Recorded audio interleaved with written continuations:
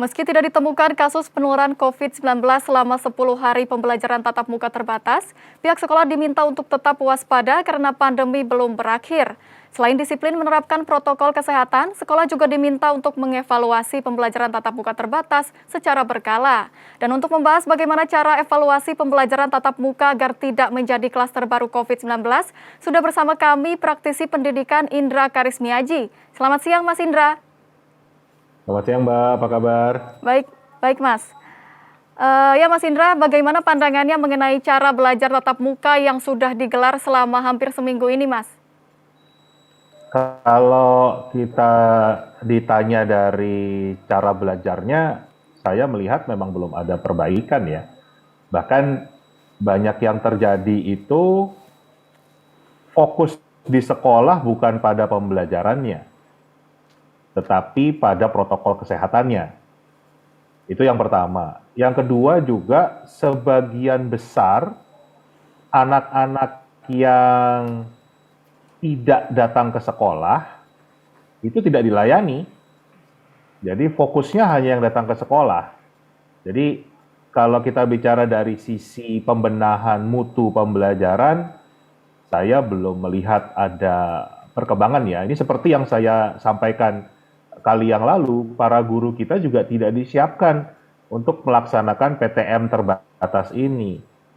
Bayangannya PTM terbatas itu sama dengan PTM tahun 2019, kan tidak seperti itu. Jadi semoga ini akan segera dibenahi. Nah, beruntung sih sampai hari ini belum ada laporan klaster ya dari sekolah. Mudah-mudahan sih tidak terjadi kan begitu. Itu harapan kita. Ada beberapa laporan lain memang banyak terjadi pelanggaran sih Mbak. Ada sekolah yang sudah 100%, ada yang waktunya sampai di atas 5 jam pertemuannya. Ini sebetulnya sangat berbahaya. Mudah-mudahan sih masyarakat sadar kan begitu, kalau kondisi saat ini masih belum aman. Mungkin itu yang bisa saya sampaikan, Mbak. Baik, baik Pak. Terkait dengan vaksinasi, ini kan vaksinasi pelajar berusia 12 hingga 17 ya Pak ya, dan ini bukan menjadi syarat sekolah untuk dibuka. Nah, bagaimana ini menurut Mas sendiri? Gimana ya, pengalaman saya sendiri sudah divaksin 2 kali, tetap terpapar COVID, tetap kena COVID. Jadi buat saya tidak menjamin juga kalau divaksin kan begitu. Kalau itu nanti bisa terbebas dari COVID, tetapi untuk memproteksi diri sih saya tetap menyarankan tetap divaksin ya kan begitu. Jadi kalau saya logikanya begini, saya yang udah divaksin aja tetap kena kan gitu. Tapi beruntungnya mungkin nggak parah ya, gejalanya tidak parah karena mungkin hasil dari vaksin itu. Nah kalau yang belum divaksin bisa jadi kenanya parah kan begitu. Itu Baik.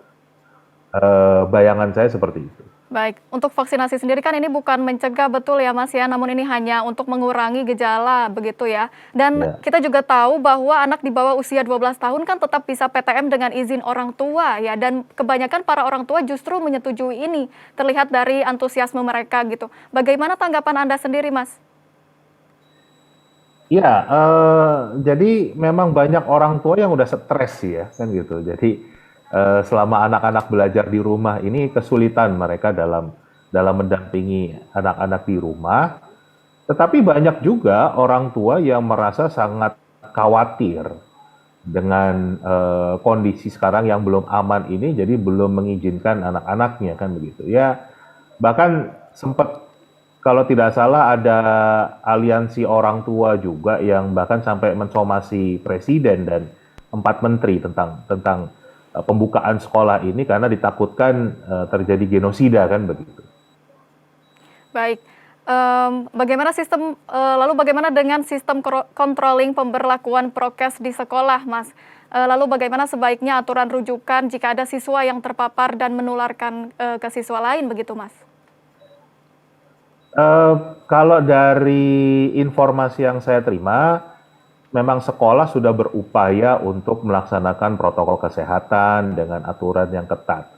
Tetapi tentunya sekolah kan juga ada limitasinya ya, kan gitu. Artinya kalau kita bicara dari segi pendanaan belum tentu sekolah punya infrastruktur. Misalnya kita bicara untuk tempat cuci tangan saja misalnya, belum tentu loh semua sekolah punya anggaran untuk membangun tempat cuci tangan misalnya seperti itu.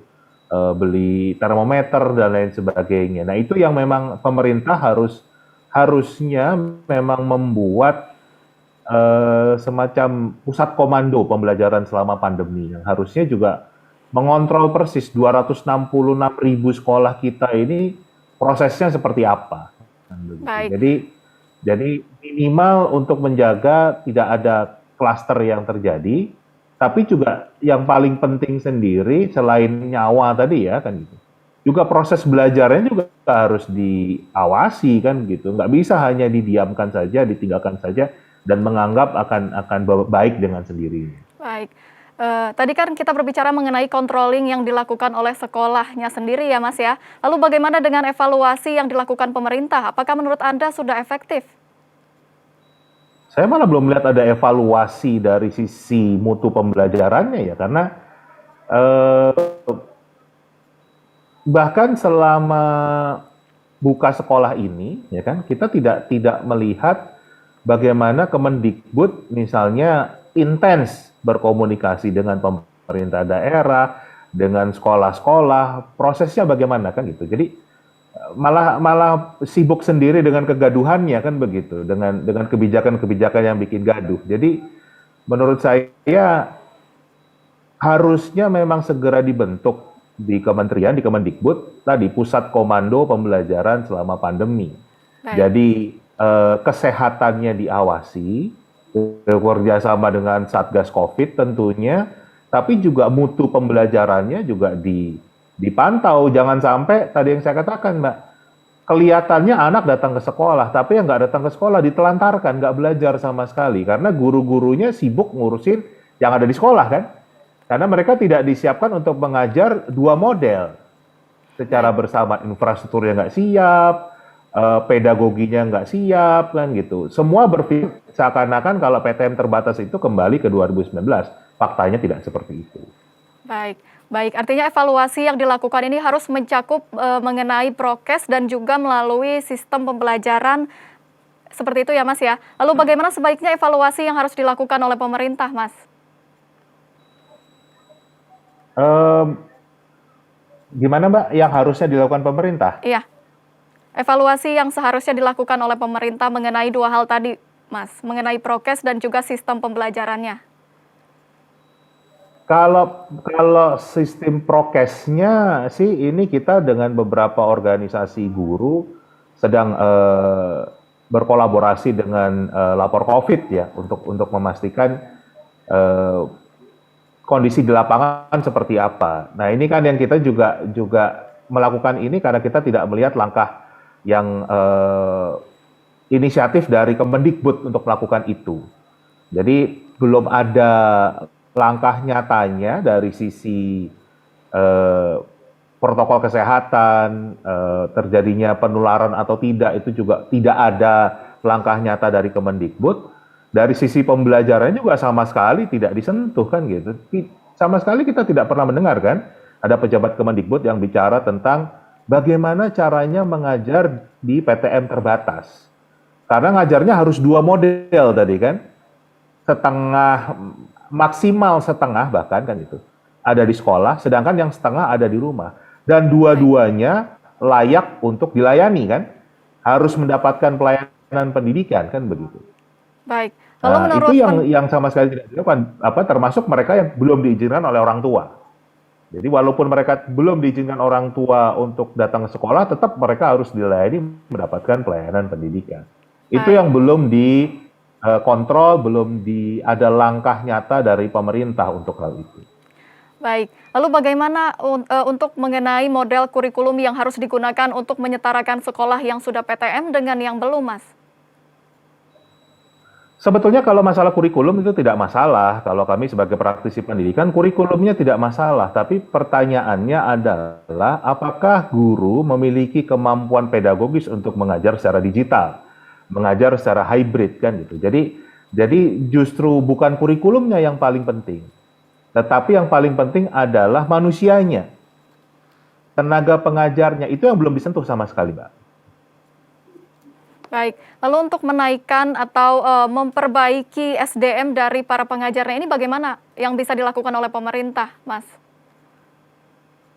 Yang pertama harus dianalisa dulu ya, eh, sekolah mana, guru mana butuh bantuannya seperti apa. Dan memang kalau pengalaman saya pribadi, memang guru-guru ini harus dituntun, harus dibimbing untuk memahami pedagogi digital, memahami kalau ada teknologi sekarang yang mereka tidak harus ngajar dengan cara tradisional.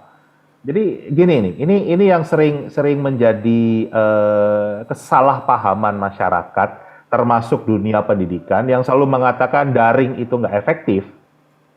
Karena yang dilakukan para guru, mindsetnya itu atau yang dipikirkan orang begitu ada orang bicara dalam pembelajaran daring, adalah guru pakai Zoom atau pakai Google Meet, itu nyerocos saja dari pagi sampai siang. Kan? Itu nggak efektif karena kalau kita bicara model seperti itu 40 tahun yang lalu, zaman saya SD aja udah bikin bosen. Itu saya zaman dulu suka terus ke ruang UKS, tidur di sana kalau ketemu guru yang seperti itu. Itu zaman yang belum ada internet tuh, Mbak. Bisa dibayangin nggak anak-anak sekarang dilayani dengan cara seperti itu semenit aja udah Baik. videonya dimatikan, udah buka YouTube, udah buka game kan gitu. Itu yang membuat nggak efektif. Nah, ini yang harus dibina guru-gurunya, dibimbing untuk bisa memahami yang namanya sekarang ada pembelajaran sinkronis dan asinkronis. Jadi tidak hanya sinkronis saja, bisa anytime, anywhere, any device. Nah, itu memang butuh pendampingan yang sepertinya belum dilaksanakan oleh pemerintah. Baik. Baik Mas Indra, nanti kita akan kembali lanjutkan dialog kita, namun kami harus jeda terlebih dahulu. Pemirsa tetaplah bersama kami, Dialog Nusantara Siang akan kembali.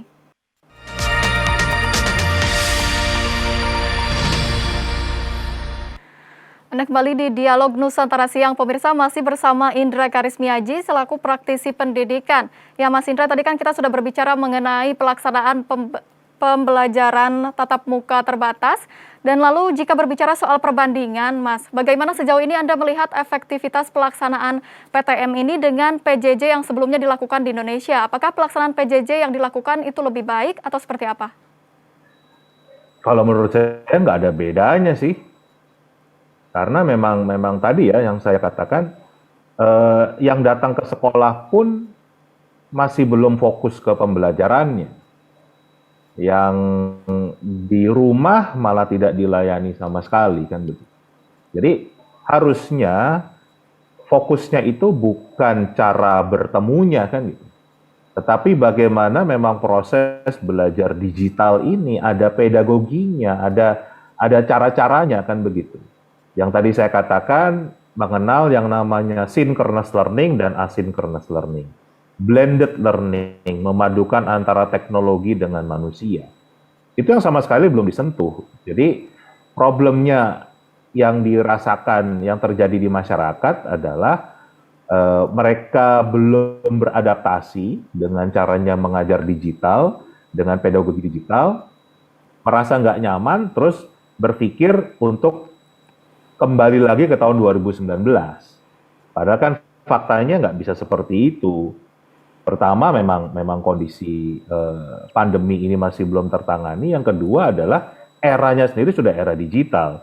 Banyak perusahaan sekarang yang bahkan bisa mempermanenkan WFH untuk karyawannya. Jadi memang bekerja itu sekarang tidak harus datang ke kantor.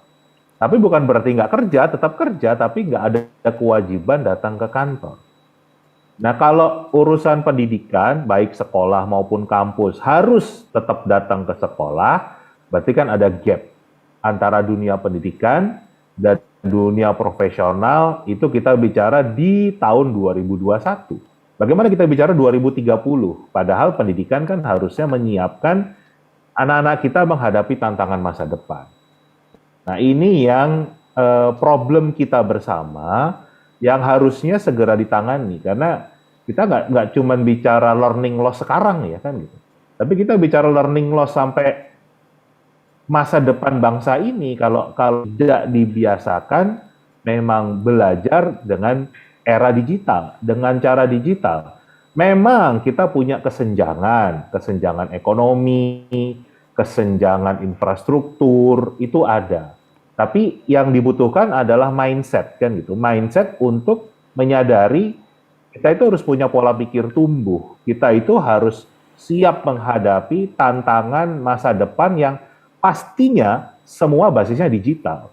Jadi saya selalu mengatakan kalau zaman berburu itu senjatanya orang-orang untuk mencari makan itu adalah tombak, panah, busur kan begitu. Di zaman agrikultur senjata orang-orang untuk mencari makan ini adalah cangkul. Di zaman manufaktur senjata orang-orang untuk cari makan ini adalah pensil, bolpen, dan kertas kan begitu. Sedangkan di era digital ini ya gawai dan internet itu sebagai alat atau senjata untuk hidup mencari makan. Baik, Nah, baik. itu yang harus kita siapkan. Baik, jika kita berbicara kembali mengenai blended learning, ini bagaimana dengan sekolah di daerah yang tidak memiliki akses internet atau masih belum melek teknologi, Mas? Seperti di daerah 3T, dan apakah mereka masih memungkinkan untuk melaksanakan pembelajaran pengadaptasian menggunakan digital atau seperti apa, Mas? Sekarang kita berpikirnya gini deh, ya kan? Kita berpikirnya sederhana aja. Katakanlah mereka mau kerja di Nusantara TV misalnya, gitu. Anak daerah 3T, dulu sekolahnya di 3T, mau kerja di Nusantara TV. Kemudian dia ketemu oleh manajernya, manajer HRD Nusantara TV bilang begini, Bapak Ibu HRD, mohon maaf ya, saya dari daerah terpencil nih. Sekolah saya nggak ada komputer, daerah saya nggak ada internet. Bisa nggak saya bekerja di Nusantara TV tapi nggak bisa komputer, bisa internet? Pasti Tidak. manajer HRD-nya nggak akan berpikir, oh iya nggak apa-apa, kamu kan dari daerah terpencil, udah kerja aja di sini. Tapi berpikirnya adalah kami tidak peduli kamu dari mana asalnya. Mau dari daerah terpencil, mau dari Jakarta, mau dari Singapura, mau dari Amerika, kalau mau kerja di tempat kami harus punya keterampilan ini, dan ini. Dan pasti salah satunya adalah keterampilan digital. Ya kan? Jadi justru yang kita harus pikirkan itu bukan menyerah pada keadaan kan, tetapi bagaimana berpikir, oh ternyata di daerah terpencil itu kita belum menyiapkan anak-anak kita menjadi SDM unggul. Karena apapun yang dihasilkan di sana, kalau ternyata mereka nggak punya kemampuan digital, mau kerja dimanapun sulit kan begitu. Jadi mereka mau kita siapkan bekerja jadi apa? Tahun 2021 mau kerja jadi driver ojol aja butuh gawai, butuh internet, butuh kuota kan begitu. Apalagi kita bicara nanti di masa depan. Nah, kembali yang saya sampaikan ini, saya bukan menyederhanakan masalah, bukan menyepelekan masalah kan begitu. Juga menganggap kalau masalah ini bisa selesai dengan membalikkan tangan. Tapi ayo kita berpikir, oh ternyata memang kita butuh perencanaan yang matang. Nah, kalau kita mau bandingkan nih Mbak, Singapura, negara yang hanya sebesar kecamatan, yang punya hanya 300 sekolah, itu mereka sudah punya perencanaan implementasi digital di sekolah sejak tahun 97. Dan sekarang itu mereka masuk ke fase keempat. Itu bayangkan, negara yang hanya besarnya sekecamatan. Kecil sekali, jumlahnya kecil, itu punya perencanaan yang matang. Kita nggak punya sama sekali. Nah, contoh lain lagi, Malaysia. Malaysia itu untuk digitalisasi mereka itu menyiapkan waktu 15 tahun untuk hanya memastikan 10.000 sekolah itu punya akses internet dan bisa menjalankan pembelajaran digital. Itu pun gagal. Itu yang kemarin saya sampaikan kasus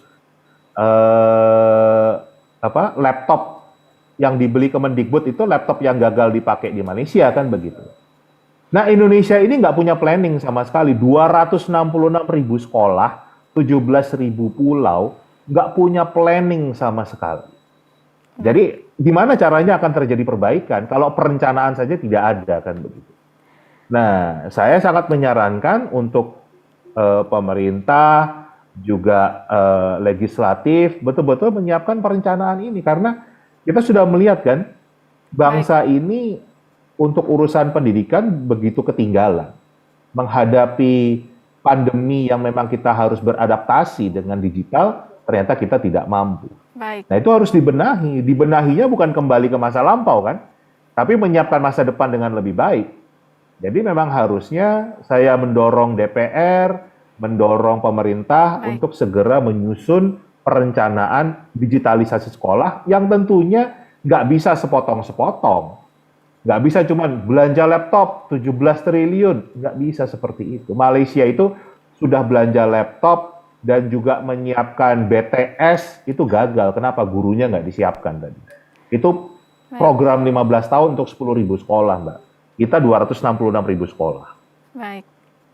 Baik, artinya perencanaan dari pemerintah sendiri ini sangat penting ya Pak ya dalam pengadaptasian digitalisasi di Indonesia, khususnya juga di beberapa daerah tadi yang saya sebutkan di 3T itu ya Pak ya?